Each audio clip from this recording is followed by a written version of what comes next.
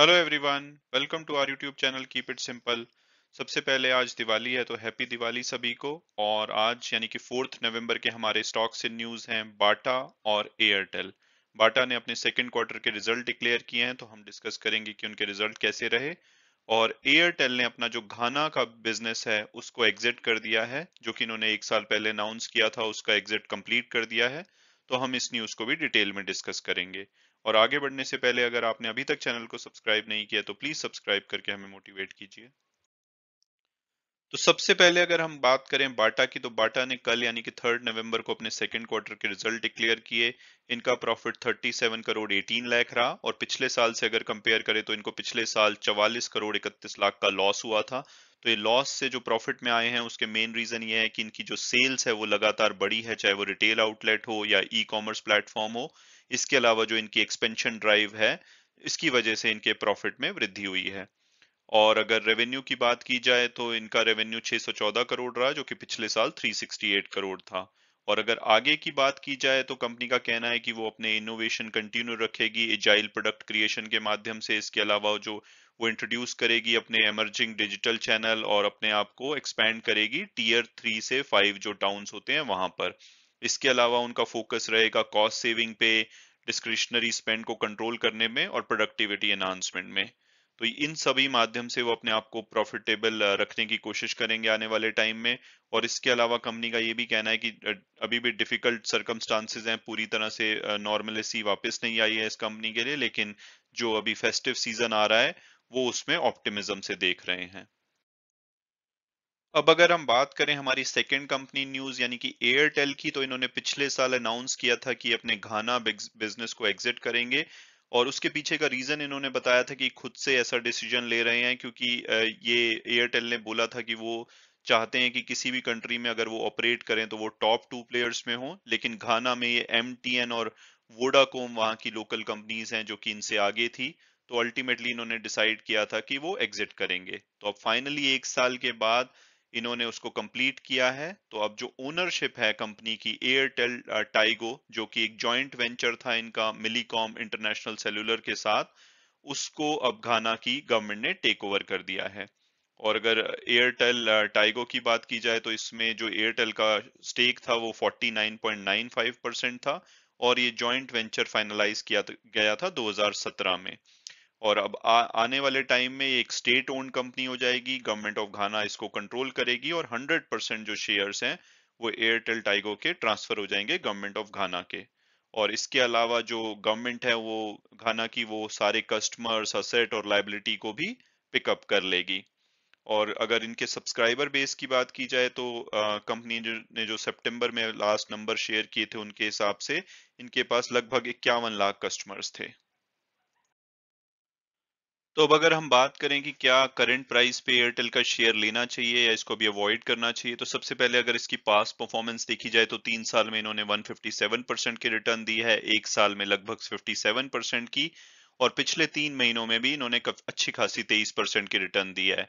हालांकि पिछले एक वीक से ये लगभग आधे परसेंट के आसपास गिरा है।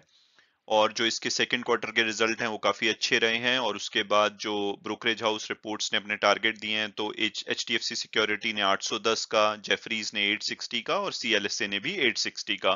तो रफली हम कह सकते हैं कि 810 से 860 के बीच में इनके टारगेट बताए जा रहे हैं ब्रोकरेज हाउस फर्म्स के द्वारा। और अगर हम टिकर टेप के प्रिडिक्टिव एनालिसिस के हिसाब से देखें तो वो इसका एवरेज प्राइस 743 बताते हैं, हायर साइड पे 854 और लोअर साइड पे 628। जो कि कल की क्लोजिंग हुई है वो 699 पे हुई है, तो बोला जा सकता है कि अभी ये अपने जो एवरेज प्राइस है उससे कम पे अवेलेबल है। और अगर हम इनका पीयर्स एनालिसिस और फंडामेंटल्स देखें तो एक लार्ज कैप कंपनी है, लेकिन पिछले साल में इसको लॉस हुआ था, तो इनका जो पी रेशो है वो नेगेटिव है। तो अभी ये कंपेरेबल नंबर नहीं है क्योंकि मोस्टली कंपनीज इसमें लॉस में हैं, और इसमें 3 ही बड़े प्लेयर हैं, रिलायंस जियो जिनके की बहुत सारे दूसरे बिजनेसेस हैं, तो उनके साथ इनके नंबर कंपेयर नहीं किए जा सकते, और वोडाफोन जो कि खुद ही बहुत ही बुरी सिचुएशन में चल रहा है। तो अगर मेरी ओपिनियन पूछी जाए तो सबसे पहले मैं अगर प्रोस की बात करूं कंपनी के, तो जो इनका रेवेन्यू और earning before interest tax depreciation amortisation यानी कि एबिटा जो ग्रो हुआ है वो काफी हेल्दी है पिछले आई मीन सेकेंड क्वार्टर का, वो 5.5% से रेवेन्यू और 6.4% से इनका एबिटा बढ़ा है। उसके अलावा जो इंडिया वायरलेस की बात की जाए तो वहां पे भी इनका 6.2% पिछले क्वार्टर से जो रेवेन्यू और एबिटा बढ़ा है, वो रिलायंस जियो से काफी बेटर है जो इनका मेन कॉम्पिटिटर है। इसके अलावा एवरेज रेवेन्यू पर यूजर इनका 5.8% से ग्रो हुआ है। पहले वो 146 था पिछले क्वार्टर में, जो कि अब बढ़ के 153 रुपीज हो गया है। इसके अलावा जो ऑपरेटिंग परफॉर्मेंस है वो काफी अच्छी रही है। इन्होंने 2.2 मिलियन यानी कि 22 लाख सब्सक्राइबर ऐड किए हैं, और इनके 80 लाख सब्सक्राइबर ऐसे हैं जो कि इनके 2G से 4G में कन्वर्ट किए गए हैं। और इसी पीरियड में जियो ने 11 मिलियन यानी कि 1 करोड़ 10 लाख सब्सक्राइबर लूज किए हैं। तो आप ये बोल सकते हैं कि इस टाइम पे एयरटेल सबसे फेवरेट टेलीकॉम ऑपरेटर है अमंग सब्सक्राइबर। और इसके अलावा जो इनको सबसे ज्यादा चिंता थी कि जियो का नेक्स्ट फोन एक गेम चेंजर हो सकता है, वो बहुत सारे सब्सक्राइबर को अट्रैक्ट करेगा जियो की तरफ, लेकिन जो उसकी प्राइसिंग है वो बहुत ज्यादा अट्रैक्टिव नहीं है। रादर इनके जो 6,000 रुपए के कैश बैक ऑफर्स हैं उसको ज्यादा अच्छा रिस्पॉन्स मिल रहा है मार्केट में। तो ये भी जो एक बहुत बड़ी चिंता थी वो अब हट चुकी है। इसके अलावा जो इनका एवरेज रेवेन्यू पर यूजर है वो 153 हो गया है, और कंपनी का कहना है कि वो शॉर्ट टर्म में 200 रुपए और लॉन्ग टर्म में 300 रुपए तक ले जाना चाहते हैं।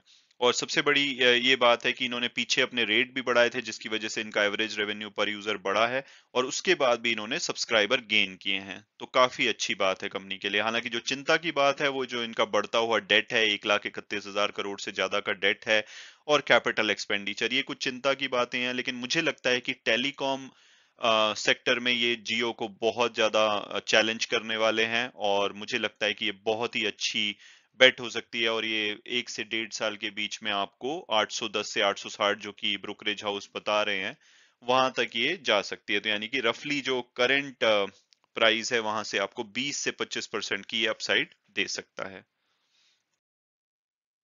तो अब अगर हम वापस बाटा पे आए तो सबसे पहले अगर उसकी पास परफॉर्मेंस देखें तो 3 साल में उन्होंने 102% की अच्छी रिटर्न दी है, एक साल में 57% की, और पिछले 3 महीनों में भी 21% की, और पिछले एक वीक में भी 2% की। तो यानी कि शॉर्ट टर्म हो या लॉन्ग टर्म हो, इसने अच्छी परफॉर्मेंस दी है। हालांकि ये वो वाला टाइम है जबकि कोविड से इम्पैक्ट होने वाली ये one of the top most companies थी, क्योंकि इनके प्रोडक्ट ज्यादातर स्कूल के बच्चों के द्वारा या ऑफिस जाने वाले लोगों के द्वारा यूज किए जाते हैं, और ये इम्पैक्ट हुए थे कोविड की वजह से।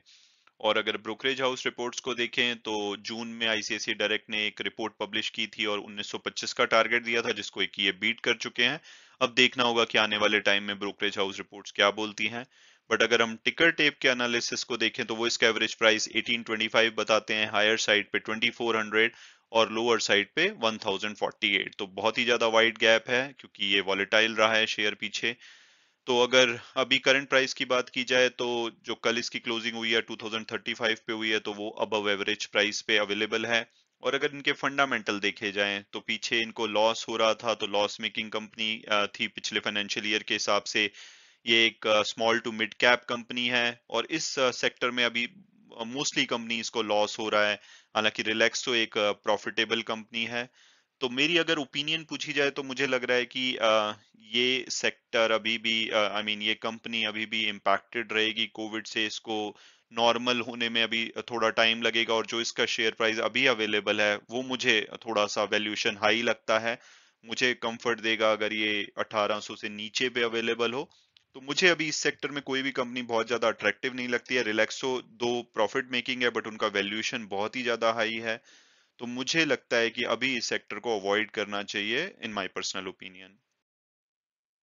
और अब अर्निंग्स की अगर बात की जाए तो आज सिर्फ 1 घंटे की मुहूर्त ट्रेडिंग होगी, और फिर 3 दिन हमारी मार्केट बंद रहेगी। लेकिन कुछ रिजल्ट्स आएंगे आज। मुथूट फाइनेंस इकलौती कंपनी है जो कि अपने रिजल्ट डिक्लेयर करेगी। इसके अलावा कुछ कंपनीज कल और परसों भी अपने रिजल्ट डिक्लेयर करेंगी। उसमें कुछ बड़े नाम धनलक्ष्मी बैंक, डिवीज लेबोरेटरीज, आप ये देख सकते हैं। तो ये नजर रह सकती है कि इनके रिजल्ट कैसे रहेंगे, और मंडे को फिर हमारी जब मार्केट ओपन होगी तो देखना होगा कि उसका रिएक्शन इन स्टॉक्स पे क्या होता है। और हमेशा की तरह वीडियो क्लोज करने से पहले मैं डिस्क्लेमर दूंगा कि जो भी व्यूज थे वो मेरे पर्सनल थे। अगर आप किसी भी शेयर में इन्वेस्ट करना चाहते हैं तो अपनी फर्दर रिसर्च कीजिए, फाइनेंशियल एडवाइजर से बात कीजिए, और तभी आप अगर कंफर्टेबल होते हैं तो इन्वेस्ट कीजिए। Thanks so much for watching the video. God bless you all and happy Diwali once again.